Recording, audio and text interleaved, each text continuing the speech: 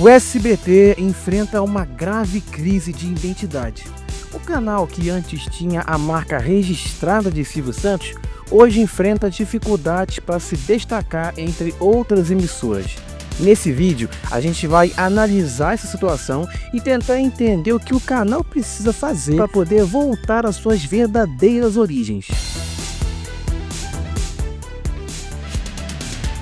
O SBT já não é mais aquele canal cheio de personalidade que marcou época na televisão brasileira. O canal que um dia foi sinônimo de diversão e inovação, hoje parece perdido, sem saber exatamente qual caminho seguir para reconquistar o público. Claro, ainda tem um nome forte, mas o carinho que as pessoas tinham quando o Silvio Santos estava no comando já não é mais o mesmo. A verdade é que o canal enfrenta uma crise sem precedente, algo que nunca aconteceu nessa proporção na história. De acordo com Rick Souza do site TV Pop, ele foi um dos que falou abertamente, sobre essa situação. Segundo ele, o SBT virou refém das próprias afiliadas, sem identidade própria e sem um direcionamento claro de público. O canal parece ter se envergonhado do seu próprio DNA. E o que seria esse DNA? A famosa TV das latas. Mais do que um canal de entretenimento, o SBT sempre foi conhecido por encher sua programação de conteúdos enlatados, ou seja, programas e novelas comprados de fora.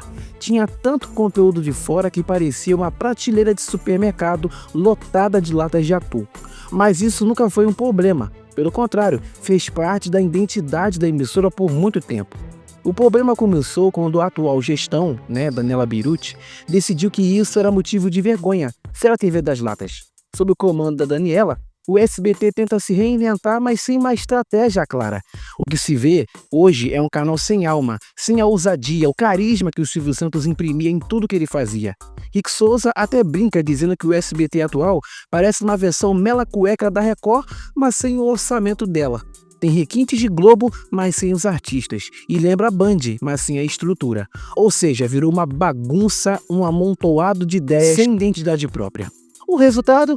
O público se afasta cada vez mais. Silvio Santos sempre foi famoso por mexer na programação do SBT e muita gente atribui a perda da vice-liderança da emissora a essas mudanças repentinas que ele fazia, enquanto alguns acreditam que isso atrapalhou o canal e outros dizem que não teve tanto impacto. A questão é que Silvio fazia isso porque se sentia entediado, por ser um velho, idoso, e queria se divertir com a própria emissora, era o brinquedo. Se algo não estava funcionando, ele trocava de horário, mudava, o apresentador mexia na grade sem avisar ninguém. E mesmo assim, tinha uma lógica nisso. Silvio Santos conhecia como ninguém o gosto popular e conseguia, de alguma forma, ter uma licença poética para fazer isso. A diferença é que a gestão atual mexe na programação não por impulso ou por intuição, mas por convicções religiosas e decisões pessoais. E isso tem gerado mudanças que afastam ainda mais o público. Rick Souza afirma ainda que pelo menos Silvio Santos tinha essa licença para poder fazer o que queria. Era parte da personalidade dele.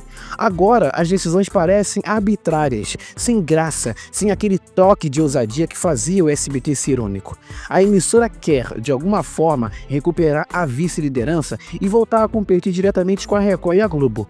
Mas como fazer isso se até agora não há nenhuma grande novidade para esse ano? Estamos em março e não há nenhum grande projeto anunciado, nenhuma aposta ousada. O ano passado terminou com grandes expectativas sobre mudanças na programação, mas até agora tudo continua morno, sem vida, sem aquela energia que o público espera de um canal que quer ser relevante. O SBT sempre foi um canal popular, que sabia se comunicar com as massas. Era um espaço onde o telespectador se sentia em casa, com programas leves, animados e voltados para entreter a família. Mas hoje a sensação é de que a emissora perdeu essa conexão. Em vez de se reinventar de maneira inteligente, está tentando copiar modelos que não combinam com sua essência. E isso é um erro. A Record, por exemplo, tem um forte apelo religioso e também investe pesado em novelas, agora turcas, bíblicas, jornalismo sensacionalista. A Globo é uma máquina de produção audiovisual, com novelas grandiosas, séries e programas que ditam tendências. Já a Band aposta em quê? Em esportes, jornalismo dinâmico. O SBT, por outro lado, não sabe se quer seguir pelo caminho da nostalgia, se quer investir em conteúdo próprio ou se continua dependendo de enlatados. No fim, fica um meio termo que não agrada ninguém. O público quer ver algo diferente, algo que faça valer a pena, né? Que faça, tipo, valer a pena você estar ali acompanhando a emissora. Mas até agora, o canal travou, não tá tendo ousadia. Acabou tudo. As concorrentes estão avançando aí. A Record tá brigando forte pela audiência com os seus programas, com o futebol aí que tá acabando com a Globo, né, o Paulistão, né? A própria Globo mantém a sua homogeneia, com algumas novelas bem produzidas, outras fracassando. A Band também encontrou um nicho com o esporte, né? Até agora também com o entretenimento. E o SBT patinando. Se o canal realmente quer voltar a ser relevante, tem que definir um caminho claro e seguir com consistência. Tem que resgatar aquilo que fazia dele um fenômeno, programas populares, apresentadores carismáticos e uma identidade própria. Mas será que isso vai acontecer? Ou vamos continuar vendo o SBT cada vez mais apegado, sem relevância no cenário televisivo? A resposta para essa pergunta só o tempo vai dizer. O que é certo é que, se continuar nesse ritmo, o canal corre aí o risco de se tornar apenas uma soma do que já foi. Porque a televisão brasileira, desde suas primeiras transmissões, sempre foi uma importante ferramenta de comunicação e de entretenimento com o país. Com o tempo, os canais foram se consolidando, ganhando espaço na vida dos brasileiros. Um dos nomes mais marcantes é o SBT, que por muitos anos se tornou sinônimo de diversão, de companhia. Só que nos dias de hoje, o canal enfrenta uma série de desafios para poder retomar um protagonista que um dia teve. Agora, saiu a informação recentemente aí, no dia que nós estamos gravando aqui, segunda-feira, terça-feira, que o Dave Leonardo, pastor, vai ter um programa lá, um projeto evangélico. Então, ou seja, tá virando um canal religioso. Na virada do ano, de 24 a 25, teve uma transmissão de um evento gospel também, o Vira Brasil. Muito bacana, muito interessante, mas assim, não é para ser um canal diferente, assim, não é para ser um canal meio que apartidário. Eu sei que as filhas são religiosas, o Silvio Santos era judeu, mas você não via coisas, enfim, de judeu na programação. É capaz de você ver o canal um certo tempo agora, daqui a um período, alugando horário para a igreja, sabe? Vai virar uma Record 2.0, porque as filhas são evangélicas, né? A Daniela, a Patrícia. Poxa, o que antes era um canal de vanguarda, com novos formatos, com atrações inéditas, agora está numa luta constante para poder se encontrar. E aí resulta numa audiência o que? Cada vez mais distante, cada vez mais baixa. O SBT recentemente passou por uma grande mudança na sua área de jornalismo, né? Nós comentamos aqui no canal a tentativa de trazer novos ares, de renovar, né, a grade de programação, tudo isso foi visível. Só que os resultados até agora não estão indo muito bem.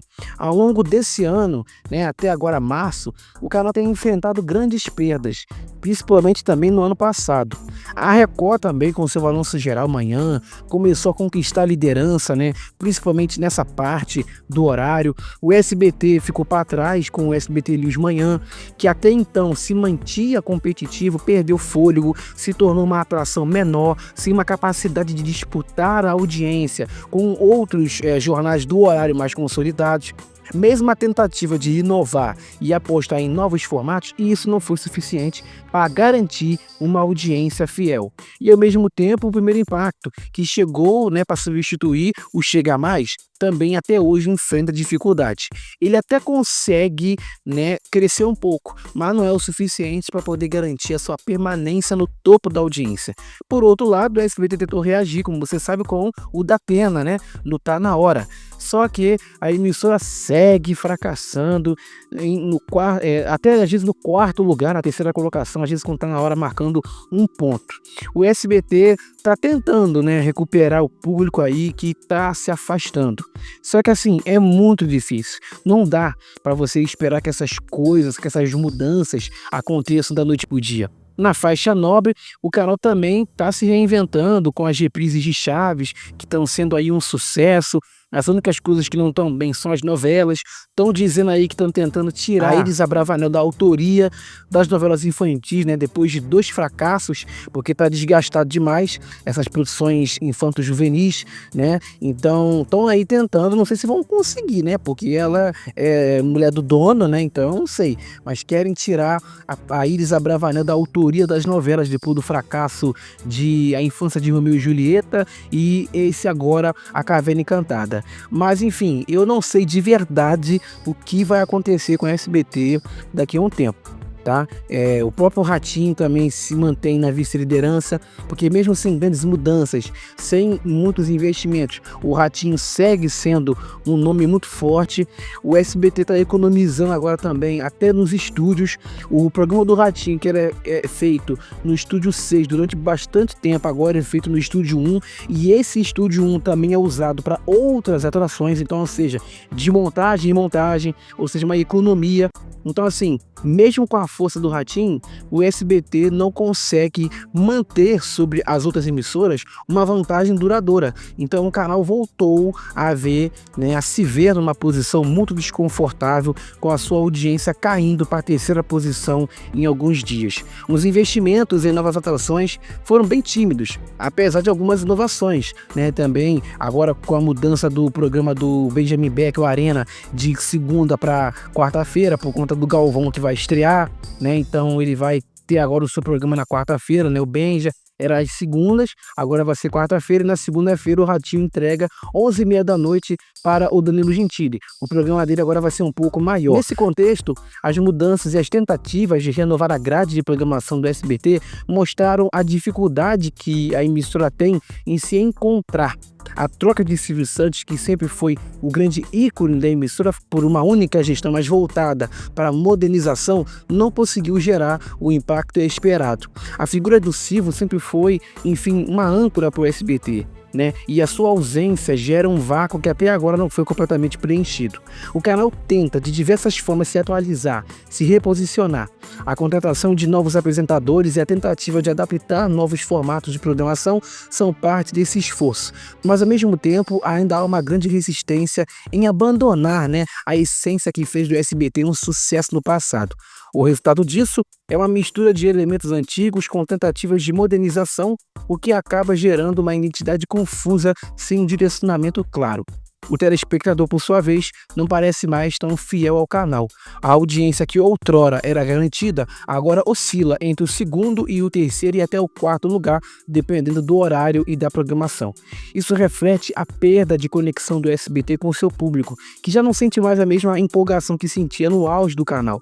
A falta de uma linha editorial mais consistente também contribui para essa falta de engajamento.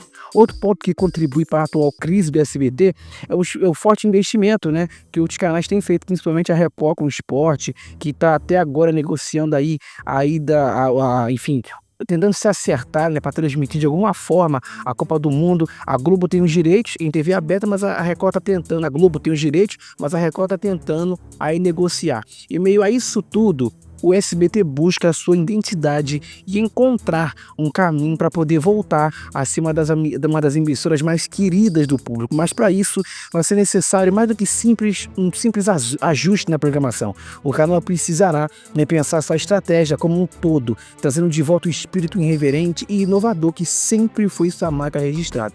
Se o SBT conseguir se reinventar sem perder sua essência, talvez ainda seja possível retomar a liderança que um dia teve. Mas para isso será preciso um trabalho árduo, cheio de ousadia e inovação, algo que o canal ainda não demonstrou com clareza. Até lá, a batalha pela audiência vai continuar sendo um desafio constante para a emissora. A luta do SBT para voltar a ser o que um dia foi não é algo simples, e a cada dia se torna mais claro que é necessário um reposicionamento mais assertivo. Isso significa deixar para trás velhas fórmulas e abraçar novos formatos, mas também encontrar um meio de conectar-se novamente com o seu público de forma bastante verdadeira. O futuro do SBT depende de decisões estratégicas que ainda precisam ser tomadas.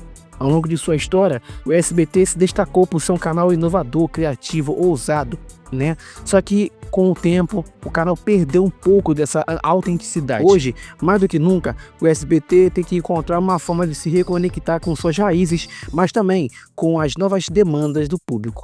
Enfim, tá feita essa nossa opinião, a análise do porquê que o SBT perdeu, a sua, identidade, tá com uma crise, não sabe o que quer, afinal de contas, e tá aos poucos virando uma Record. Será que vão conseguir se reinventar sem perder a identidade? Só o tempo vai dizer. Tá dada aí, tá feita a nossa análise.